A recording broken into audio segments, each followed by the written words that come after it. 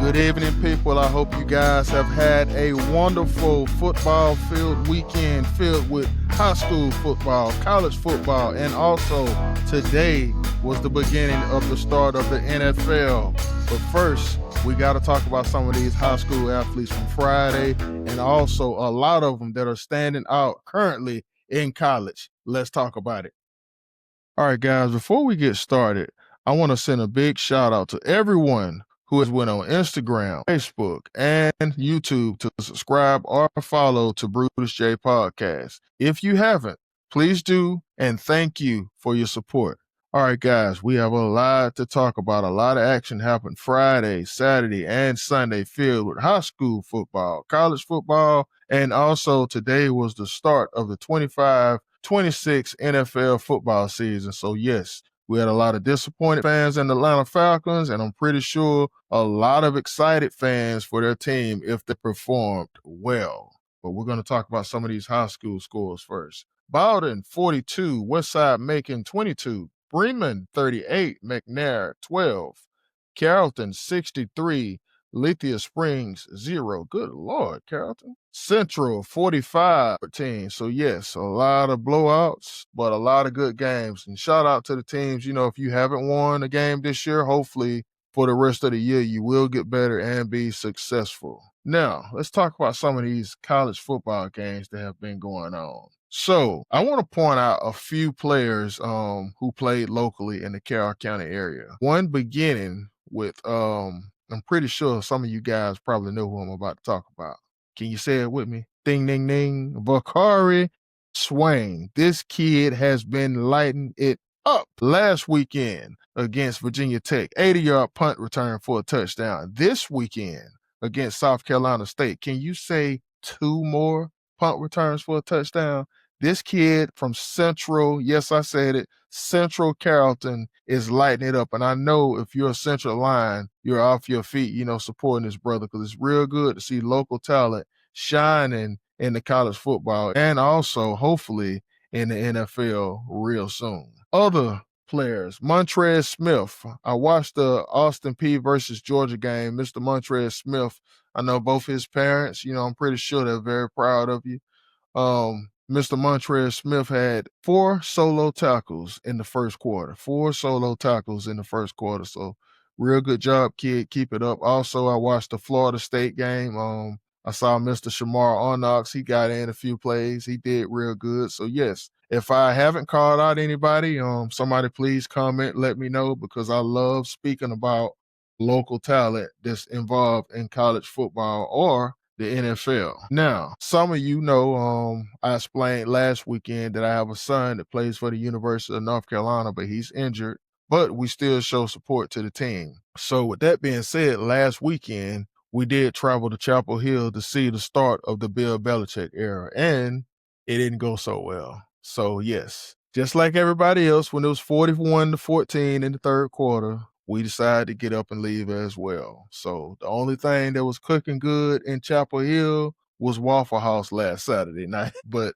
hopefully, over the next couple of weeks before they play Clemson, Bill had these guys back on their feet because I think the next couple of games was UNC Charlotte, who they beat tonight, Saturday night, and next weekend they have Richmond. So yes, but it was a bad night, but like I said, hopefully he'll get them back on their feet. Other college games that happened.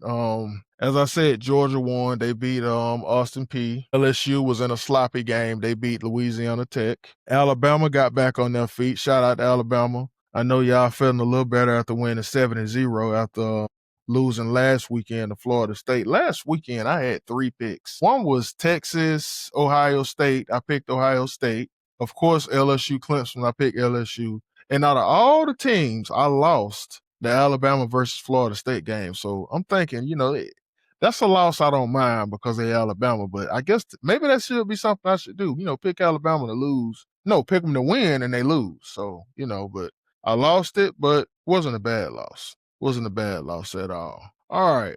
So let's get to some of these NFL games. Let's see here. Better yet, I forgot one game in college that I want to talk about. Florida Gators lost to South Florida. If you're a Gator fan, you waking up this morning disappointed because your schedule is tough as nails.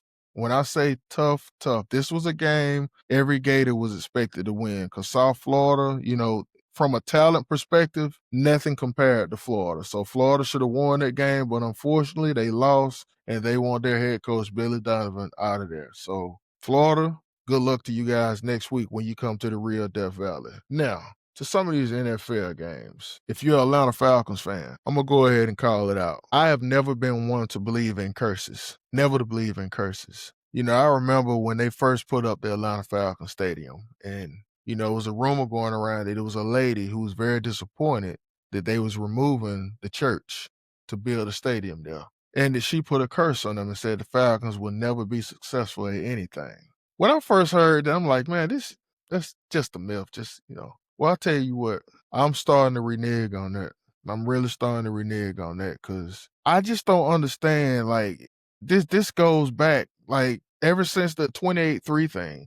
The Falcons cannot hold on the lead at home. I'm not talking about on the road. I'm talking about at home. They cannot hold on to a lead at home. Everybody who's watching that game, I know when you saw that first drive, you had cheers run up and down your body. We might have our guy. Now, granted, this is just one game. It's just one game. But how much bad luck can the Falcons have? How much? I mean, these fans were chanting, we ready, this and that, and don't get me wrong, I'm a Minnesota Viking fan, but I support local all day. And I hate to see, our local teams in a situation like this. And it's I was against drafting those two edge rushers. Maybe one, but, I would have thought they would have got another offensive lineman or something, because they couldn't run the ball for nothing. I think Bijan Robinson probably had like 18 yards rushing, if that. But maybe they should have got an offensive lineman instead of two edge rushers. As a matter of fact, I didn't really hear nothing out of any of those guys today. I didn't hear anything out of Jalen. I think it's Jalen Carter, or the other kid. I didn't hear nothing about them. But, once again, it's just one game, so hopefully it'll get better. It'll get better. Other games that took place, if you watch Thursday night football, those Cowboys lost. The laughing stock of the NFL. I shouldn't say that, but hey, it is what it is. Everybody don't like the Cowboys. I don't have a problem with them. I just like, watching, people, crack on them when they lose. Because it's funny because let's call it like it is. Other than the Yankees, the Cowboys probably the most popular organization in sports, period. That I can say. Also, the Chargers and the Chiefs played Friday. The Chargers were able to win that game 27-21. And as for today, the Cardinals beat the Saints 20-13. The Colts were victorious over the Dolphins 33-8. I watched a little bit of that game, man. Tyreek Hill was going off on the sidelines. I mean, he was going off. Maybe this guy need to be traded. That's what I predict. He's going to get traded. Because usually when they start acting up like that, they fishing to get on somewhere. Raiders defeated the Patriots 20-12. I know my father going to be happy about that. He a big Raider fan. Steelers 34, Jets 32.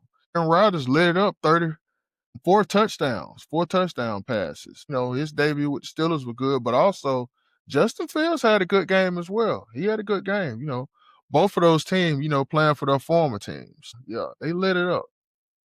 21, Giants 6. I watched a little bit of that game too. It was pretty good. The running back for the Giants, he's gonna be pretty good. They lost, but that kid is tough. But Jaden Daniels, and the Commanders, they was a little too much for the Giants today. Jaguars 26, Panthers 10. Travis Hunter, I think he had like 6 catches, so pretty good debut for him as well. Bengals 17, Browns 16. No Shedeur Sanders sighting, but I'm pretty sure sometime this year that kid gonna, get out there. You got a lot of haters out there for Shedeur, but I hope and look forward to him, getting some snaps. 17, Seahawks 13. I hear you, Pastor Barker. I had to say that. I hear you, Pastor Barker. He's a big 49ers fan. All right, Broncos 20, Titans 12. Packers 27, Lions 13. Michael Parsons, he gave that defense a good look. I got to admit, he gave them a good look. The Packers are going to be one to be reckoned with. And unfortunately, they're in the NFC North, the same as my Minnesota Vikings. Texans lose to the Rams 49. And the Minnesota Vikings play the Chicago Bears tomorrow. That's going to be a battle of two rookie quarterbacks. Well, one of them is a rookie quarterback, two young quarterbacks, put it that way. And currently, right now, the Ravens are playing the Bills, and the Ravens are up 10-7. So hopefully the Ravens win that game because I got Lamar on my fantasy team. And y'all play fantasy football? I do. And I'm never successful at it, by the way. I'm always losing. So usually by like the 4th or the 5th week, I just give up. I got to get better at it because, the draft thing, you can never get who you want. I don't care who. You can never get who you want. It's always some guy, who's going to end up blowing out everybody weekly. But I can never, ever get who I want when it comes to fantasy football. But I'm really excited every single weekend, on this podcast, talking about a lot of the local talent because I love the kids. Anybody that I missed, please do comment and let me know. Please do comment and let me know because, going forward, as I said in my first episode, I will be interviewing some of these, high school athletes, some of the athletes who are in college right now that are from the local areas. I'm going to be interviewing some of them because, like I said, I want some of these kids that are currently in high school to hear what they have to say, how the college life is. Even my son, I'm going to have my son, I'm going to interview him, I'm going to let him explain to you guys what it's like as a D1 football player. So really looking forward to that in the future. I had planned on, starting this podcast on Fridays. We're doing it on Fridays, but I think I'm going to wait maybe to Sundays. That way, everything has already happened from Friday night, Saturday night, and, going into the evening. Most of the NFL games are also done. But until then, these podcasts, the first few that I do are going to start at 15 to 20 minutes max.